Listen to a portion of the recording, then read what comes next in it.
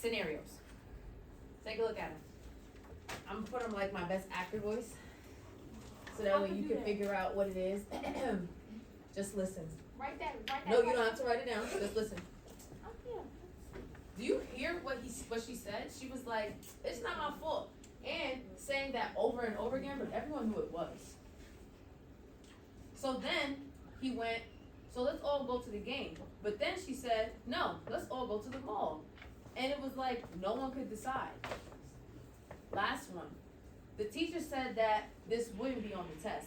Remember, her exact words were, "You do not have to study this section because it will not be on the test." And so I didn't. My question to you is, what do all of these have in common? Raise your hand if you know. What do all of these things have in common? Marquis, eyes up here. What do all of these things have in common?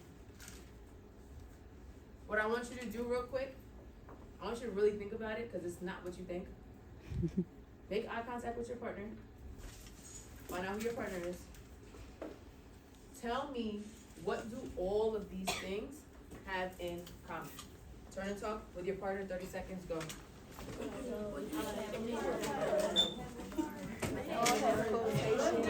They all have quotations and it's something somebody else said.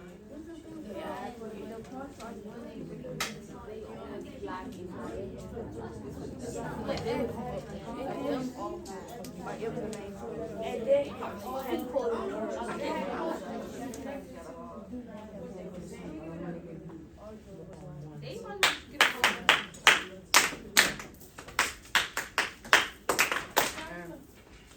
What do all of these have in common?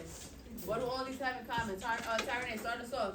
They all have quoted words. They all have quoted words. Do we agree, disagree, want to build? What else do they have in common besides just quoted words? Voice. What else do they also have in common? Anaya and then Dakira. They all have the quotation marks. Yes, Dakira. It's something somebody else said. Hold on. Alice, what did Dakira just say?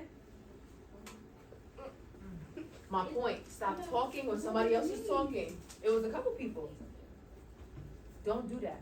Listen. Dakira, say it again loudly. It's something that somebody else It's said. something someone else said, meaning that it is a citation considering that someone else said it. But also, I want us to think a little bit deeper. Could we just use any quote if this person is not talking about the teacher?